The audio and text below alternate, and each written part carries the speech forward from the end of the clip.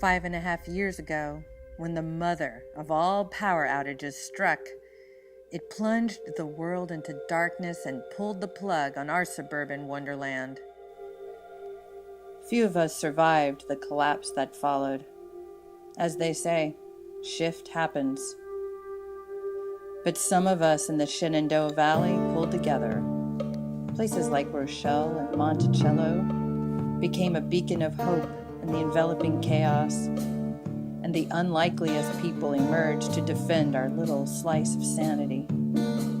Among them is an obsessive-compulsive who wanders the necropolis with his bike-mounted cavalry. We've got an intel chief who stays one step ahead of our enemies. And then there's myself, a Unitarian reverend turned prophet for the living earth. My patron deity, for lack of better words. Well, long story.